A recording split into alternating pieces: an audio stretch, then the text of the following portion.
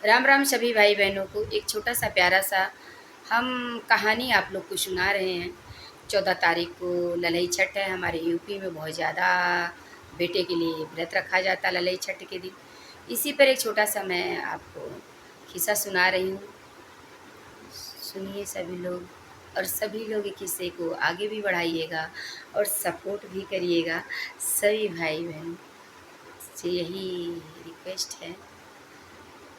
तो एक थे राजा, रानी भी थी उनके, और उनके बहू बेटे भी थे, नाती भी थे। और ललई छठ का दिन आया और राजा तो बहुत परेशान थे। परेशान इसलिए थे कि उनके सगरा में पानी नहीं निकलता था। तो पहले के जो राजा महाराजा हैं वो प्रजा का सारा व्यवस्था देते थे, उनके लिए सोचते थे क्या करना है। तो जब सगरा में पानी नहीं निकल रहा राजा के, तो उनकी प्रजा दुखी थी, तो राजा भी भाई दुखी थे। कहाँ से पानी मंगा के अपने प्रजा को पिलाएं। तो ललई छठ का दिन आया और राजा भी बहुत, भाई चाहे राजा हो चाहे जो कोई हो, दिक्कत होता है तो इंसान पूजा पाठ सब कुछ करता है। और हमारे यहाँ कुछ पंडित उंडित है, उनसे भी पूछा जाता है कि क्या करें, कैसे हमारा भला हो। तो ऐसे हमारे राजा महाराजा जी भी गए, तो पूछे होंगे पंडित जी से, तो उन्होंने बताया कि आपके सगरा में पानी आ सकता है, लेकिन एक उपाय है। तो राजा बोले कौन सा उपाय है बताइए, हम प्रजा के लिए वो दाय उपाय करेंगे। पंडित जी बोले नहीं कर सकते हो। बोले नहीं, अपनी प्रजा के लिए क्या करेंगे, प्रजा से बढ़ के मेरे लिए कुछ नहीं है। तो हमारे राजा को बताया गया, पंडित जी ने बताया कि आपका जो नाती है, आप उसे उठा के सगरे में डाल दोगे ललई छठ के दिन, तो तुम्हारे सगरे में पानी आ जाएगा।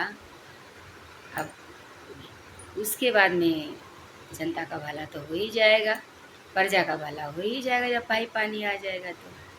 तो राजा थोड़ी देर चिंता में हुए कि एक ही नाती और कैसे किसी के लाल को डाल दूंगा, लेकिन फिर भी उदास हुए। उसके बाद में मन को समझाए, कुछ पाने के लिए तो कुछ खोना पड़ता है, इसलिए वो बोले ठीक है। यही कह के पंडित जी के पास से उठ के चले आए अपने घर।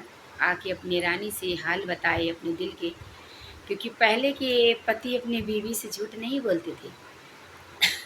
चाहे राजा हो चाहे प्रजा हो, दोनों की जोड़ी ऊपर वाले बना के भेजते थे और सच्चे मन से निभाते थे वो, क्योंकि माँ बाप के पसंद से मिलते थे ना, इसलिए ईमानदारी थी। तो भाई उन्होंने बताया, पत्नी ने भी बोला कि ठीक है, प्रजा के सुख के लिए राजा जी कुछ ना कुछ तो करना पड़ेगा। ललई छठ का व्रत आया, सास बहू मिलके पूजा करी, नाती को छठियाई वठुआई, और भाई छठियाने उठाने के बाद में पूजा पाठ हो गया। तो अपने बहू से बोल रही हैं सास जी, पहले ससुर वसुर नहीं बोलते थे, घूंघट पर्दे में रहती थी, जो काम होना था तो सास ही सब कुछ बोलती थी, पति का भी उतना नहीं चलता था, सब भाई माँ जाने। तो भाई सास ने आके बहू से बोला कि बच्चे, बहू रानी, आपकी माँ की तबीयत बहुत ज़्यादा ख़राब है, अभी खबर आया है, और आप चले जाओ अपने मायके, अपनी माँ को देखाओ। तो बहू बोली कि आज ललई छठ है, आज मैं व्रत रखी हूँ, इस व्रत में मेड़ डांड खेते माही नहीं जाया जाता है, कैसे मैं जाऊँ सासू माँ। तो सासू माँ बोली माँ से बढ़ के कुछ नहीं होता है, माँ की तबीयत खराब है, मैं कहाँ और पीनस क्या चलता था पहले, कर दे रहा हूँ, कहार तुम्हें लेके जाएगा, उसी डोली कहार उसी के साथ में लौट आना। अच्छा भैया, डोली कहार उनके सब आ गई, पीनस तैयार हो गया। अब बात भी नहीं टाल सकती, काट सकती ना भाई, सास बोल रही तो सही बोल रही होंगी। तो उसके बाद में बोली ठीक है, तैयार हुई, अपने बेटा को गोद में उठाई लेके जाने लगी।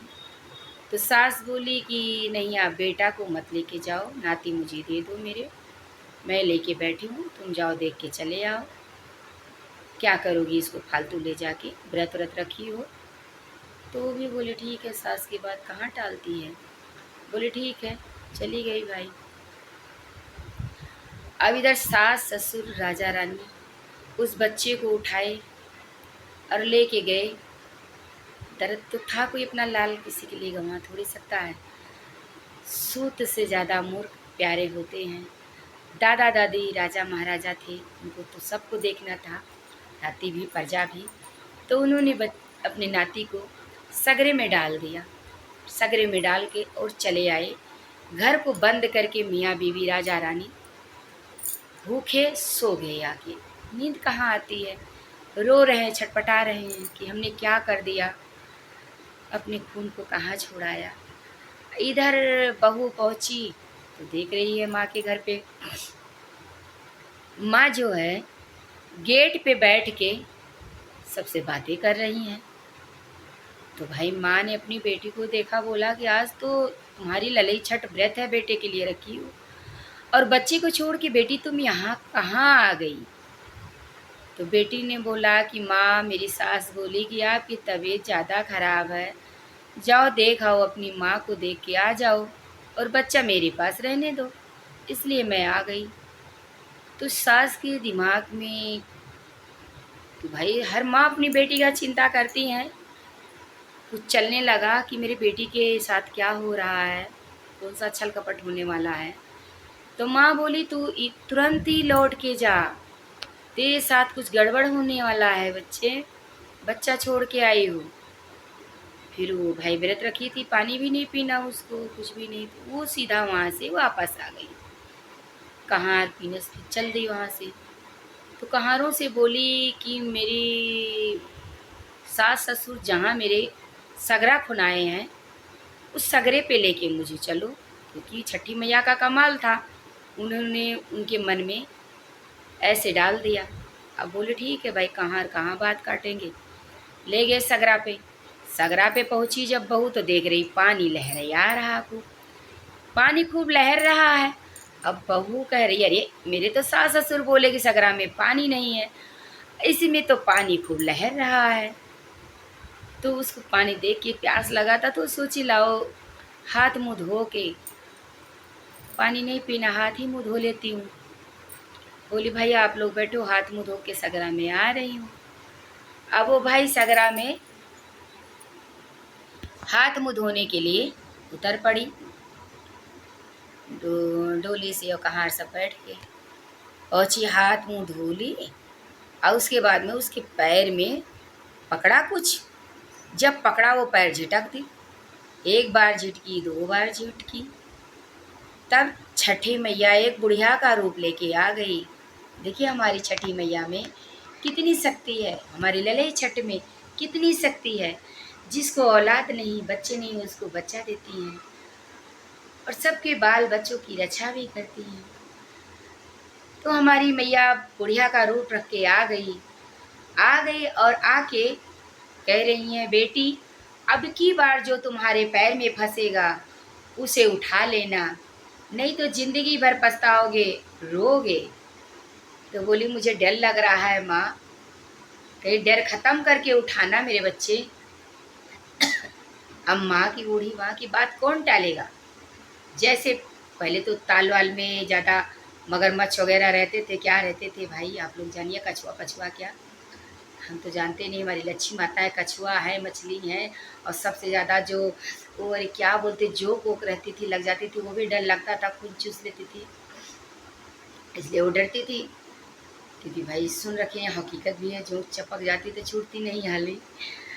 तो उठ तो डर रही थी, तो लेकिन माँ का आदेश आ गया, छठी मैया उसके दिमाग में बसा दी।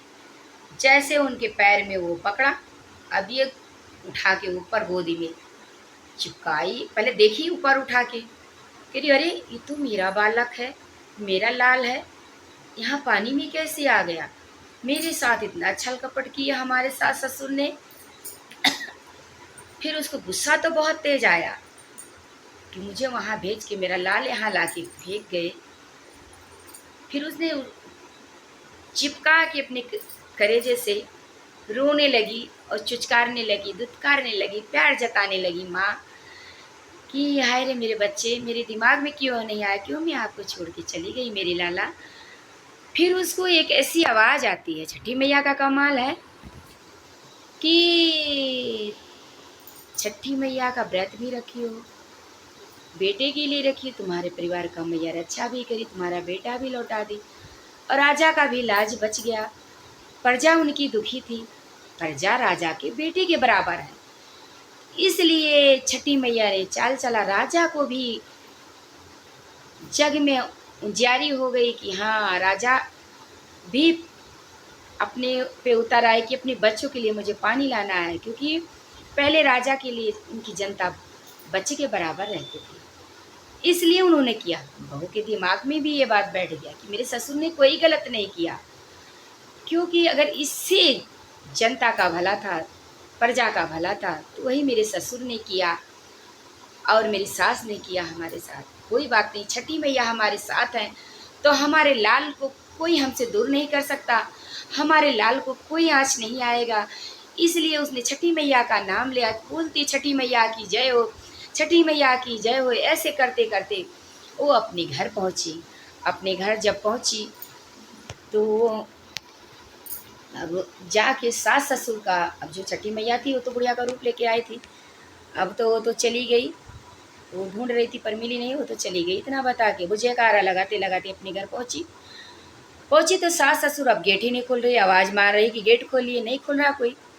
फिर उसने कहा कि आपने मेरे बाप के बराबर हो, आप मेरी माँ के बराबर हो, बच्चे अपनी माँ के लाड प्यार में रहते हैं, प्यार दुलार में रहते हैं, तो आपने जो किया हमारे साथ, वो सोचा हम अपने बच्चे के लिए दुआ मांगे और आप अपने बच्चे के लिए, प्रजा आपका बच्चा है राजा जी, तो आपने उसके लिए किया, हम दोनों की खुशियाँ मिल गई।